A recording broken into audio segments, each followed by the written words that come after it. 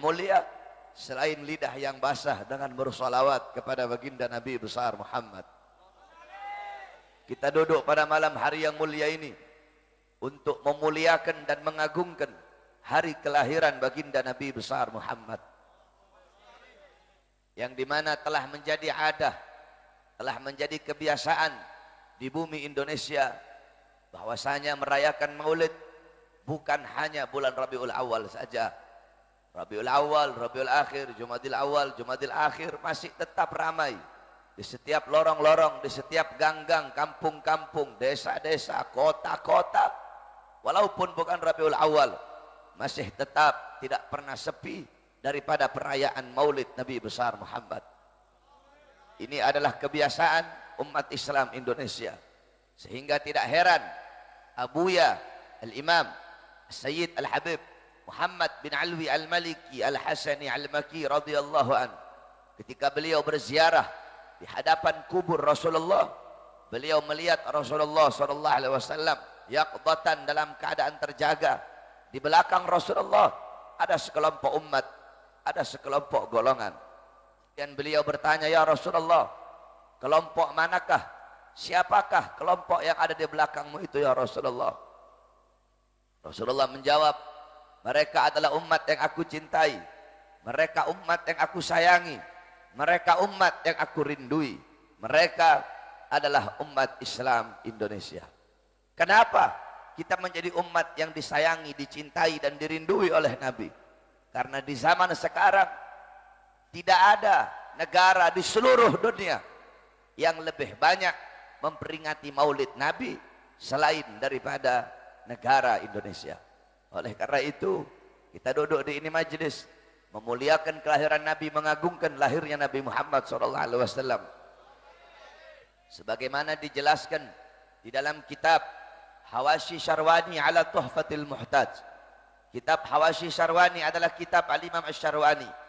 Kitab tersebut adalah hasyiah daripada kitab Tuhfatul Muhtaj Al-Imam Ibnu Hajar Al-Haytami. Kitab Tuhfatul Muhtaj Al-Imam Ibnu Hajar Al-Haytami adalah syarah daripada kitab Minhajut Talibin Al-Imam An-Nawawi.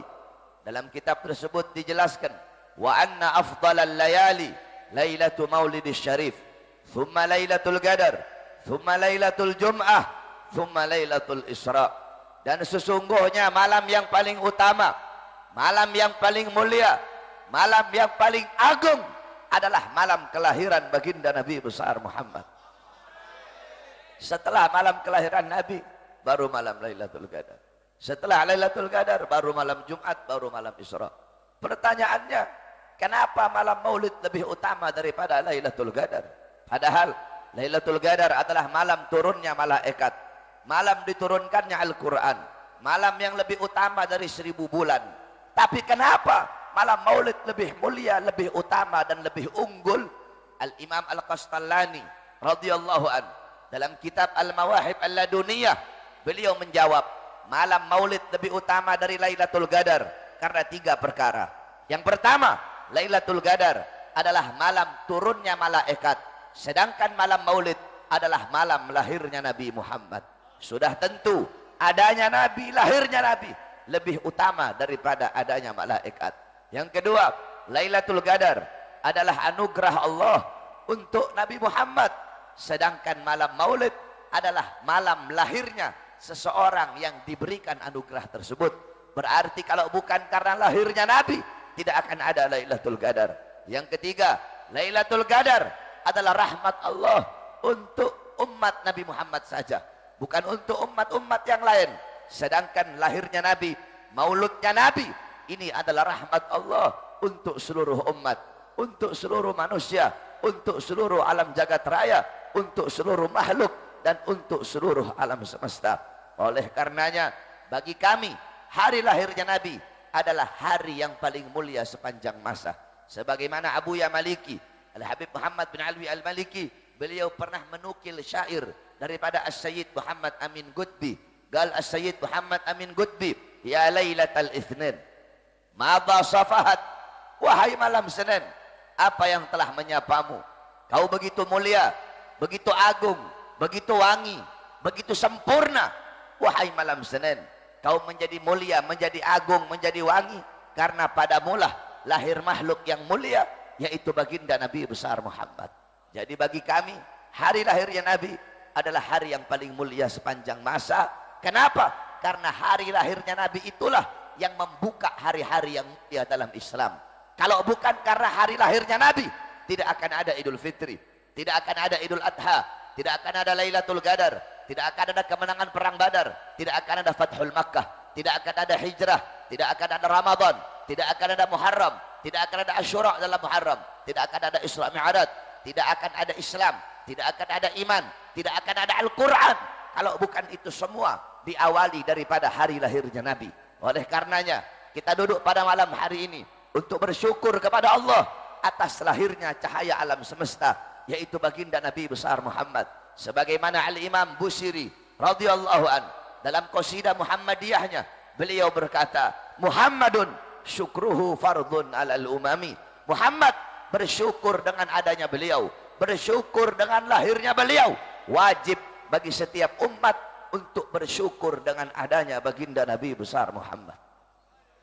Saudara-saudara, jangankan kita bersyukur dengan adanya Nabi, kita disunnahkan berpuasa pada hari Asyura. Kenapa disunnahkan berpuasa pada hari Asyura atau tanggal 10 Muharram? Nabi pernah bertanya kepada orang-orang Yahudi, kenapa kalian berpuasa pada hari Asyura, yakni 10 Muharram? Orang Yahudi menjawab, karena kami bersyukur kepada Allah atas selamatnya Musa dari kejaran Fir'aun. Apa kata Nabi? Nahnu ahaqqu bi Musa minkum. Kami lebih berhak atas Musa dari kalian. Nabi pun memerintahkan para sahabat untuk berpuasa. Kita berpuasa pada tanggal 10 Muharram untuk bersyukur kepada Allah atas selamatnya Nabi Musa dari kejaran Fir'aun. Saudara-saudara, bersyukur kepada Allah atas selamatnya Nabi Musa dari kejaran Fir'aun menjadi ibadah sunnah. Maka bagaimana kalian bersyukur kepada Allah atas selamatnya seluruh alam jagat raya ini berkat adanya baginda Nabi besar Muhammad? Bukankah dalam Burda dijelaskan, laulahu lam tukhrajid dunya minal adami? Kalau bukan karena Rasulullah, kalau bukan karena Nabi, dunia tidak akan pernah dikeluarkan dari ketiadaannya. Yakni dunia ini ada, dunia ini terselamatkan berkat Rasulullah. Maka bagaimana kita bersyukur kepada Allah? Kalau dengan selamatnya Nabi Musa saja kita harus bersyukur sehingga menjadi ibadah sunnah, yaitu berpuasa pada tanggal 10 Muharram, maka bagaimana dengan terselamatkan seluruh alam jagat raya? Bahkan para nabi dan para rasul, beliau selamat berkat Nabi Muhammad. Nabi Allah Adam alaihissalam, ketika beliau berbuat salah, Allah keluarkan dari sorga, Allah turunkan di India, di bawah kaki gunung Himalaya. Selama 450 tahun belum Allah terima taubatnya. Ketika berada di kota Mekah membawa nama Rasulullah, baru Allah terima taubatnya. Nabi Adam terselamatkan berkat Nabi Muhammad. Nabi Allah Nuh, Allah selamatkan dari banjir.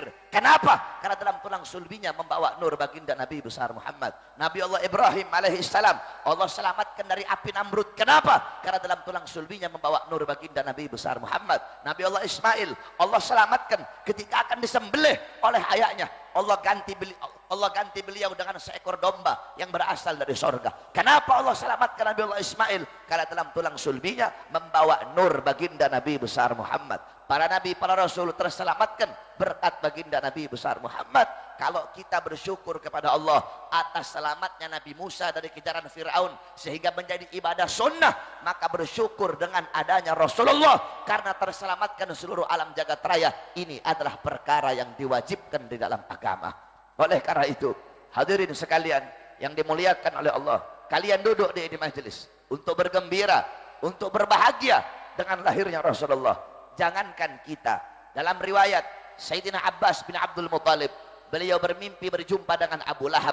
Abu Lahab sedang diazab, Abu Lahab sedang disiksa oleh Allah di dalam neraka. Tetapi setiap hari Senin Allah ringankan azab dan siksanya Abu Lahab. Dari salah-salah jarinya keluar air sehingga dia bisa minum dari air tersebut. Kemudian Sayyidina Abbas nanya, wahai Abu Lahab, kenapa setiap hari Senin Allah ringankan azab dan siksamu? Apa jawab Abu Lahab? Karena aku pernah bergembira sesaat dengan lahirnya Muhammad. Ketika itu aku punya budak namanya Suwaibah. Suwaibah datang bawa kabar gembira. Suwaibah datang bawa kabar kelahiran Muhammad. Karena aku bahagia, karena aku senang, Aku bebaskan Suwaibah dari perbudakan. Aku merdekakan dia karena dia membawa kabar kelahiran Muhammad. Karena inilah Allah ringankan azab dan siksaku setiap hari Senin. Al-Imam Syamsuddin Ibn Nasiruddin Ad-Dimashqi, beliau berkata, itu Abu Lahab yang jelas-jelas masuk neraka. Itu Abu Lahab yang jelas-jelas celaka dalam Al-Quran. Allah ringankan azab dan siksanya karena beliau, karena Abu Lahab bergembira sesaat dengan lahirnya Muhammad. Maka bagaimana dengan umat Nabi kalau setiap saat, setiap detik sampai hari kiamat dia bergembira seumur hidupnya dengan lahirnya baginda Nabi besar Muhammad sallallahu alaihi wasallam. Bergembiranya kita dengan lahirnya Nabi. Yang suruh kita gembira bukan ustadz, bukan kiai, bukan habib, bukan para ulama, bukan para nabi, bukan para malaikat, tetapi yang suruh kita bergembira dengan lahirnya Nabi adalah Allah Subhanahu wa taala. Dalam Al-Qur'an sering kita dengar ayat, "Qul bifadlillah wa birahmati fabidzalika falyafrahu." Katakanlah, dengan karunia Allah dan dengan rahmat Allah, maka dengan karunia dan rahmat tersebut hendaklah mereka bergembira. Apa karunia Allah?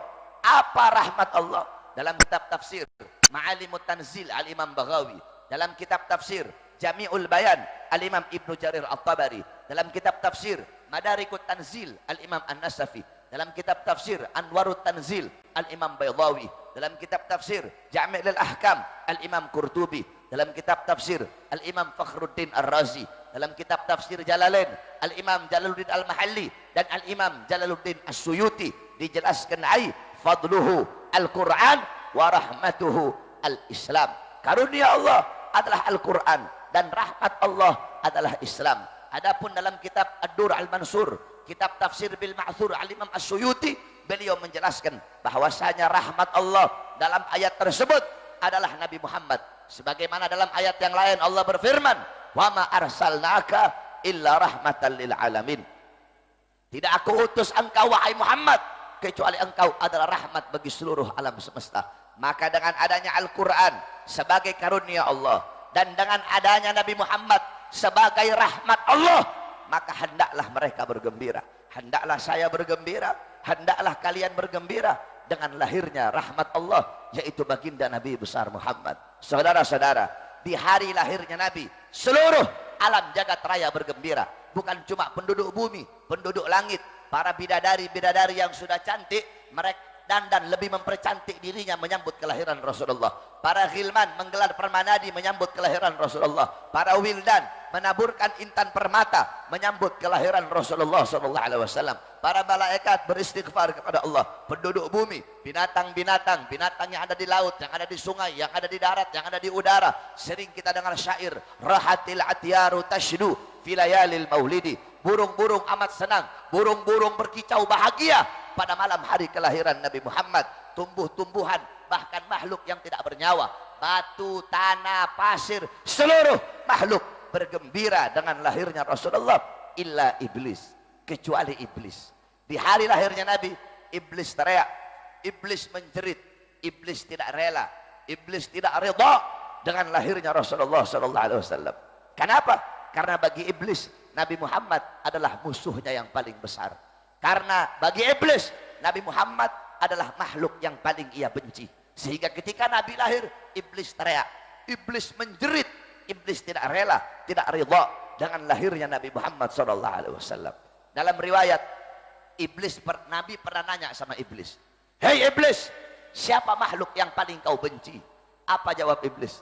"Kamu, wahai Muhammad. Makhluk yang paling aku benci kamu. Setelah aku siapa? Setelah engkau, keluargamu. Setelah engkau, anak cucumu, yaitu para habaib. Setelah anak cucuku siapa? Setelah anak cucumu, yaitu para pewaris keilmuanmu. Siapa? Yakni para ulama." Jadi iblis tidak suka dengan lahirnya Nabi, tidak suka dengan anak cucunya Nabi, tidak suka dengan pewaris keilmuan baginda Nabi besar Muhammad, yaitu para ulama. Jawab semuanya yang keras. Berarti kalau ada yang tidak suka dengan maulid Nabi, siapa itu orang? Kalau ada yang tidak suka membenci maulid Nabi, siapa itu orang? Kalau ada yang mau cegah-cegah orang bikin acara maulid Nabi, siapa itu orang? Kalau ada yang mau bubarkan acara maulid Nabi, siapa itu orang? Kalau ada yang membenci para habaib, siapa itu orang? Kalau ada yang mencaci maki para habaib, siapa itu orang? Hanya iblis yang membenci anak cucu Rasulullah SAW. Apa kata Nabi? Hum itrati khuliqu min tinati fawailul lil mukadzibina bifadlihim. Man ahabbahum ahabbahullah, man abghadahum abghadahullah. Mereka keluargaku, mereka anak cucuku, mereka diciptakan dari tanahku. Maka celakalah bagi orang-orang yang mendustakan keutamaan mereka. Barang siapa yang mencintai mereka, Allah cinta kepadanya. Barang siapa yang membenci mereka, Allah benci kepadanya. Sampai-sampai Rasulullah SAW bersabda, man abghadana ahlul bait hasyarahullah yaumal qiyamah yahudiyan. Kila in sama wa shalla ya Rasulullah, qala in sama wa shalla. Kata Nabi, barang siapa yang membenci keluargaku, barang siapa yang membenci kami ahlul bait, barang siapa yang membenci anak cucuku, kelak di akhirat Allah bangkitkan dia menjadi golongan Yahudi. Sahabat ada yang bertanya, in shoma wa shalla, walaupun dia puasa, walaupun dia sholat ya Rasulullah, qala in shoma wa shalla. Nabi menjawab, walaupun dia sholat, walaupun dia puasa, kalau dia mati dalam keadaan membenci anak cucuku, kelak di akhirat Allah Subhanahu wa taala akan kumpulkan dia menjadi orang-orang Yahudi. Saudara-saudara, Nabi Muhammad berjuang untuk kita. Nabi tidak minta apa-apa dari kita. Bukankah dalam Al-Quran Allah berfirman, Qul la as'alukum alaihi ajran illa mawaddata fil qurba. Wahai Muhammad, sampaikan kepada umatmu, sampaikan, bilang sama umatmu, ngomong sama umat, wahai umat, aku tidak meminta bayaran, aku tidak meminta upah, aku tidak minta balasan apa-apa. Nabi berjuang untuk kalian, berkorban nyawa untuk kalian, mengorbankan jiwanya, nyawanya, darahnya, jasadnya, hartanya. Beliau berdakwah pagi, siang, sore, malam, kehujanan, kepanasan, kedinginan kalian, kelaparan 3 hari 3 malam tidak makan. Beliau tidak minta bayaran apa-apa. Islam sampai, iman sampai, Al-Quran sampai, ilmu sampai kepada kalian berkat perjuangan Nabi. Nabi tidak minta upah apa-apa, Nabi tidak minta bayaran apa-apa, illa kecuali satu yang Nabi minta, itu pun atas perintah Allah Subhanahu wa taala. Apa itu? Mawaddata fil qurba, yakni kecintaan kalian kepada al-qurba. Siapa al-qurba? Al-qurba adalah anak cucu baginda Nabi besar Muhammad. Al-qurba adalah ahlul bait Rasulullah. Al-qurba adalah para habaib. Saudara-saudara, di Indonesia banyak para habaib. Banyak para habaib. Indonesia gudangnya para habaib. Dari sekian banyak habaib, di zaman sekarang ini ada satu habaib, ada satu anak cucu Rasulullah, di dalam tubuhnya mengalir darah daging Nabi Muhammad, di dalam tubuhnya mengalir darah keberanian Nabi Muhammad SAW. Di jalan yang beliau bawa, di jalan itulah datuk-datuk kami dibunuh. Di jalan yang beliau bawa, di jalan itulah datuk-datuk kami dipenjara. Di jalan yang beliau bawa, di jalan itulah datuk-datuk kami diasingkan. Di jalan yang beliau bawa, di jalan itulah datuk-datuk kami dihina dan dicaci maki. Beliau berdakwah pagi, siang, sore, malam. Beliau melawan segala macam kezaliman, segala macam maksiat, mungkarat, dalalat, sayyiat, mukhalafat. Beliau korbankan dirinya untuk ini bangsa, untuk rakyat, untuk umat. Beliau tidak peduli dihina, tidak peduli dicaci maki, tidak peduli diasingkan. Beliau tidak bisa dibeli. Bahkan beliau pernah ditawari triliunan untuk berhenti berjuang untuk Islam. Beliau tidak terima tawaran tersebut. Beliau tidak bisa dibeli, tidak bisa dijual, tidak bisa disuap. Beliau adalah anak cucu Rasulullah, seorang habaib yang meneruskan datuk-datuknya, seorang habaib yang meneruskan menjadi penyambung lidah datuk-datuknya untuk menyampaikan kebenaran. Beliau adalah Al-Habib Rizik bin Hussein bin Syihab, saudara-saudara. Nah, hadirin sekalian yang dimuliakan oleh Allah Subhanahu wa taala, beliau tidak dapat dipungkiri kalahnya Ahok dalam pilkada DKI, kalahnya Ahok dalam pilkada Jakarta, itu tidak bisa dilepaskan dari perjuangan beliau. Bukan cuma kalah, udah kalah masuk penjara lagi, itu juga tidak bisa dilepaskan dari perjuangan beliau. Nah, ketika Ahok kalah, udah kalah masuk penjara, maka seluruh orang-orang kafir, seluruh orang-orang munafik, seluruh partai-partai yang mendukung dia, seluruh Cina-Cina yang menyokong perjuangan dia, Cina-Cina yang telah kehabisan triliunan untuk menyokong dia, untuk menaikkan dia menjadi gubernur, yang dimana mereka telah rugi triliunan, semuanya orang-orang kafir, orang-orang munafik, orang-orang pengkhianat bangsa, orang-orang zalim, partai-partai yang dukung dia, seluruh Indonesia semuanya mereka bersatu untuk apa? Untuk melawan Habib Rizik. Mereka bersatu untuk apa? Untuk menghancurkan Habib Rizik. Mereka bersatu untuk apa? Untuk mengkriminalisasi Habib Rizik. Nah, saudara-saudara, jikalau mereka saja, orang-orang kafir, orang-orang munafik, mereka bersatu untuk melawan dan menghancurkan Habib Rizik, maka kita umat Islam harus lebih bersatu untuk membela Habib Rizik, saudara-saudara. Saudara-saudara, beliau Habib Rizik, beliau bukan hanya milik FPI saja. Beliau bukan hanya milik FPI, tetapi beliau adalah milik kita seluruh umat Islam. Maka bukan hanya kewajiban FPI saja untuk menjaga beliau, bukan hanya kewajiban FPI untuk melindungi beliau, tetapi kewajiban kita semua sebagai umat Islam, sebagai umat Rasulullah, untuk melindungi dan menjaga anak cucunya.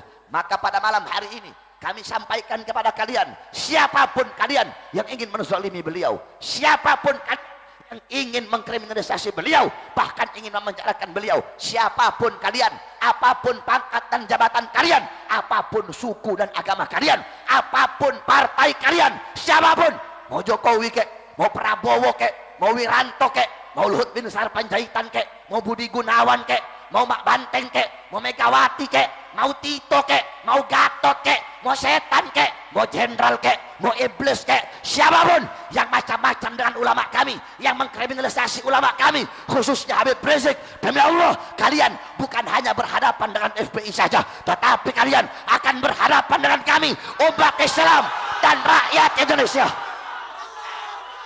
Saya tanya orang Tegal, siap bela ulama? Siap bela ulama? Siap bela habaib? Siap bela Habib Rizik? Siap berjuang di belakang beliau? Siap mati? Siap kehilangan nyawa? Siap berdarah? Allahu Akbar! Allahu Akbar! Kemarin orang Tegal datang ke aksi 411, aksi 212. Andaikan nanti guru kita Habib Rizik kembali ke Indonesia, terus ada polisi mau tangkap beliau, lawan apa biarkan? Lawan apa biarkan? Lawan apa biarkan? Bawa senjata polisi ya lawan.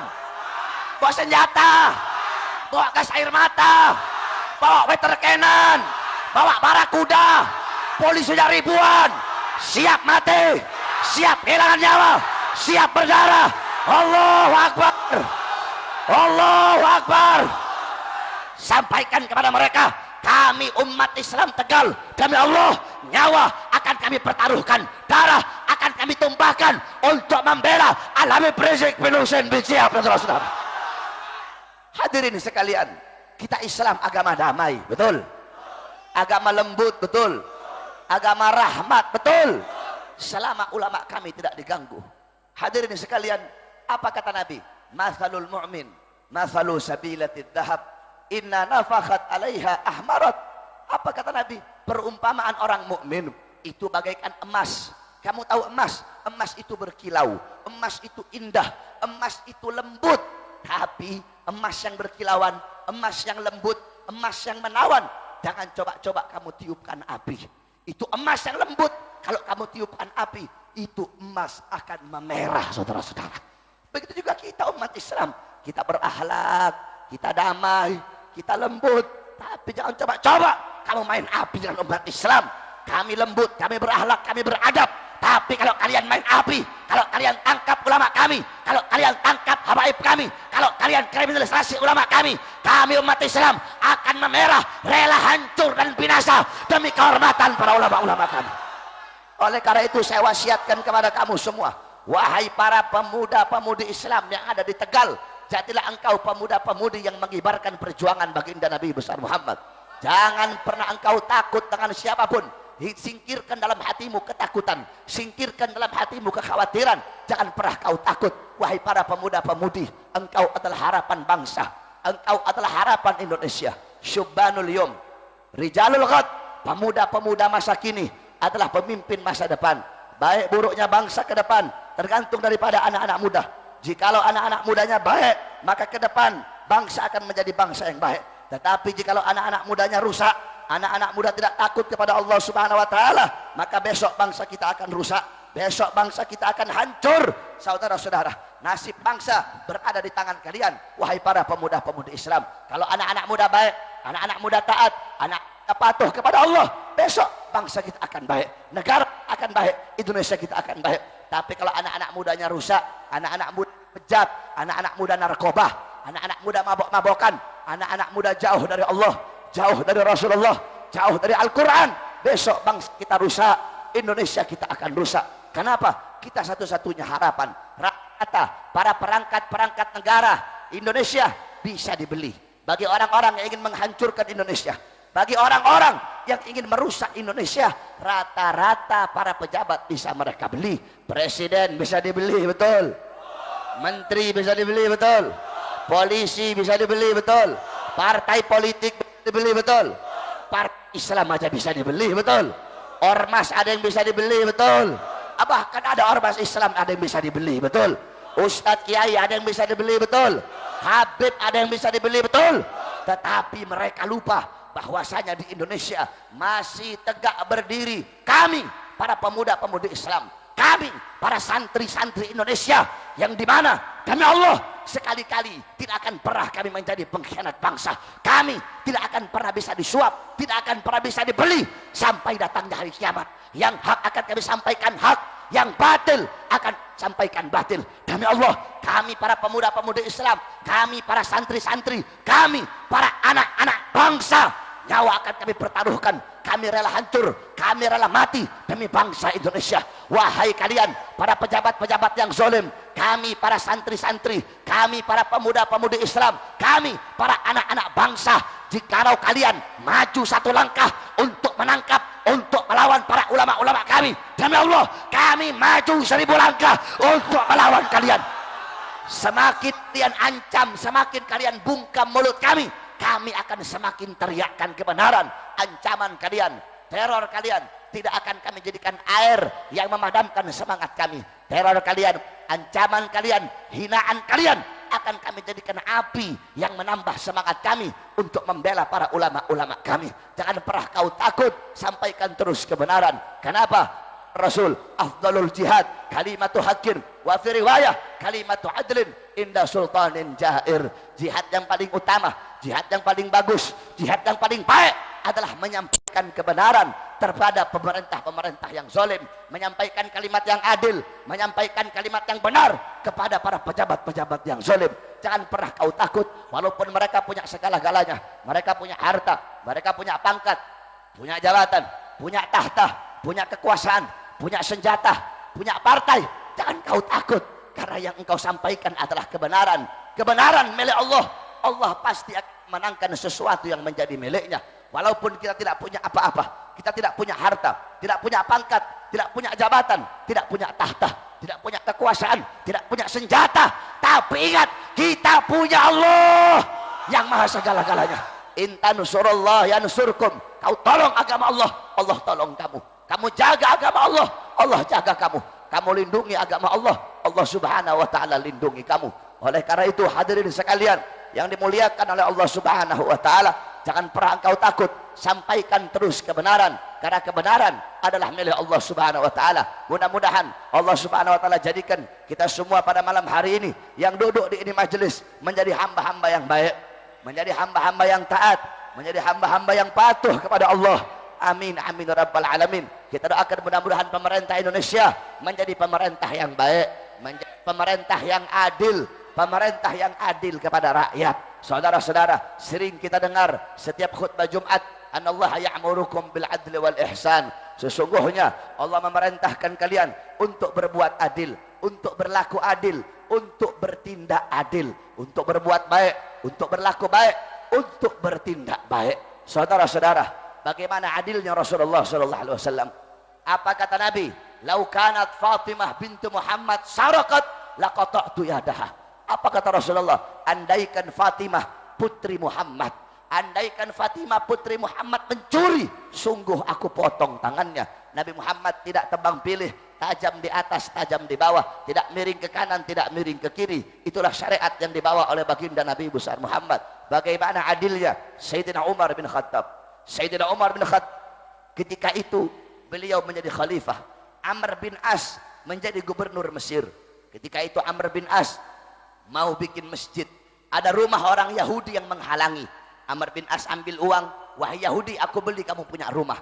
Kata ini Yahudi, wahai gubernur, ini harta satu-satunya, tidak akan aku jual berapapun kamu bayar. Marah Amr bin As. Akhirnya Amr bin As suruh bongkar rumah Yahudi tersebut, kemudian bangun pondasi masjid.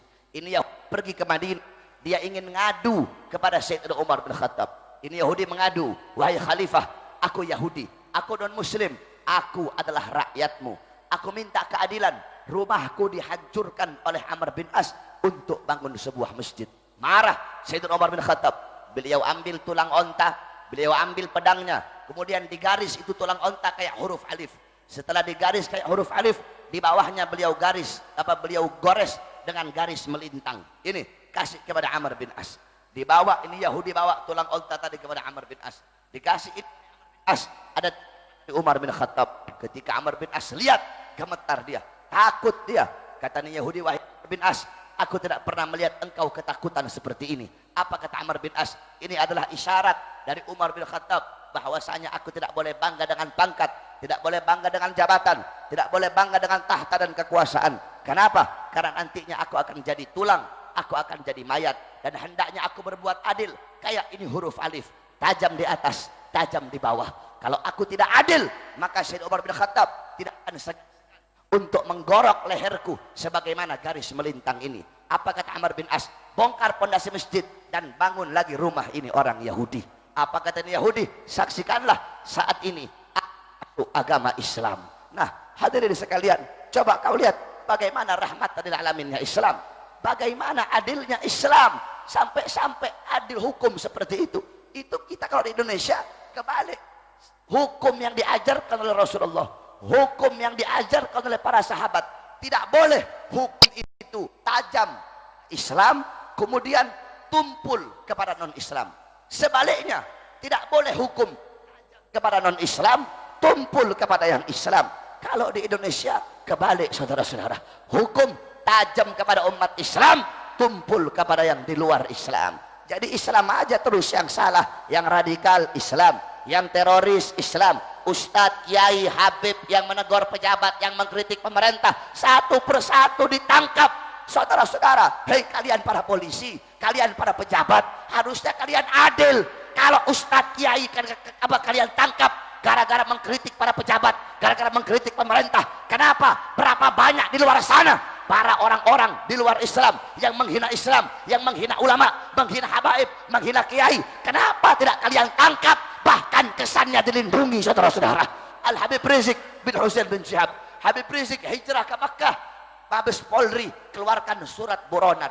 Dikeluarkan surat buronan, seakan-akan Habib ini mafia besar, seakan-akan Habib koruptor, seakan-akan Habib bandar narkoba, seakan-akan Habib penjahat besar. Habib Rizik hijrah ke Makkah, kalian keluarkan surat buronan. Kemarin ada orang Cina curi uang negara puluhan triliun, tidak dikeluarkan surat buronan, tidak kalian kejar, tidak kalian tangkap. Kenapa kalian biarkan? Harusnya hukum itu adil, betul? Selalu Islam yang disudutkan. Kamu tahu di Papua sana ada OPM, Organisasi Papua Merdeka. Pemberontak, mereka mau keluar dari NKRI. Berapa banyak tentara yang mereka bunuh, berapa banyak polisi yang mereka bunuh, pengkhianat bangsa. Mereka bakar bendera merah putih, kurang ajar, biadab. Tetapi tidak ada satupun dari mereka yang dituduh teroris oleh polisi. Bahkan polisi tidak sebut mereka teroris. Disebutnya apa? KKB, kelompok kriminal bersenjata. Kenapa tidak disebut teroris? Satu jawabannya, karena mereka bukan muslim, saudara-saudara. Andaikan mereka itu muslim, langsung dituduh teroris. Andaikan mereka bawa bendera la ilaha illallah, langsung dituduh teroris. Andaikan mereka mengeluarkan kalimat Allahu Akbar, langsung dituduh teroris. Oleh karenanya sekarang kalau ada yang bilang kita teroris, kalau dengan kami bela agama Allah, kalau dengan kami menyampaikan kebenaran, kami dituduh teroris. Hei penduduk langit, hei penduduk bumi, saksikanlah kami adalah teroris. Jikalau membela agama Allah, jikalau menyampaikan kebenaran, jikalau melawan kezaliman, kami dibilang radikal. Saksikanlah kami adalah kaum radikal. Hukum itu harus adil, betul? Jangan kalian permainkan hukum. Gak boleh tajam di atas tumpul di bawah, tajam di bawah tumpul di atas. Gak boleh miring kanan, gak boleh miring kiri. Oleh karena itu takut kamu, hei Jokowi, insaf kamu, bertobat kamu kepada Allah Subhanahu wa taala. Yang engkau sakiti adalah para habaib. Tidak ada perkara-perkara yang lebih menyakitkan bagi Rasulullah selain melihat Sayyidatuna Fatimah tersakiti. Tidak ada perkara yang lebih menyakitkan bagi Sayyidatuna Fatimah selain melihat anak cucunya tersakiti. Jokowi, bertobat kamu kepada Allah, insaf kamu, adil kepada rakyat, sejahterakan kau punya rakyat. Coba kau lihat bagaimana Sayyidina Umar bin Abdul Aziz ketika beliau menjadi khalifah, beliau panggil gubernur semua dipanggil. Beliau sambil dinyalakan sebuah lilin berbicara masalah rakyat. Bagaimana keadaan rakyat, bagaimana kemakmuran rakyat, bagaimana kesejahteraan rakyat. Akhirnya setelah selesai dijawab gantian, ini gubernur nanya kepada beliau, wahai khalifah, bagaimana kabarmu, kabar anak istrimu? Sebelum beliau jawab, beliau matikan itu lilin. Habis beliau matikan, baru beliau jawab, alhamdulillah saya baik, anak saya baik, istri saya baik. Jadi gubernur bingung. Ketika berbicara masalah rakyat, kamu biarkan lilin itu menyala. Tapi ketika berbicara masalah pribadi, kenapa kamu matikan itu lilin? Apa jawab beliau? Ini lilin bukan punya saya. Ini lilin adalah lilin milik rakyat. Sehingga hak dari lilin ini untuk menyala ketika kita berbicara masalah rakyat. Adapun ketika berbicara masalah pribadi, bukan hak dari lilin ini untuk menyala. Aku takut kelak di akhirat dimintai pertanggungjawaban oleh Allah karena diterangi oleh lilin rakyat untuk membahas berbicara masalah pribadiku. Nyalanya lilin gak mau dikorupsi. Bukan lilinnya, nyalanya lilin gak mau dikorupsi. Pejabat sekarang jalanan dikorupsi, betul? Dana kampung dikorupsi, dana desa dikorupsi, dana kota dikorupsi, dana daerah dikorupsi. Pejabat sekarang rata-rata kebanyakan dari partai mana saja, partai apapun, rata-rata sekarang butuh sama rakyat kalau ada maunya, saudara-saudara.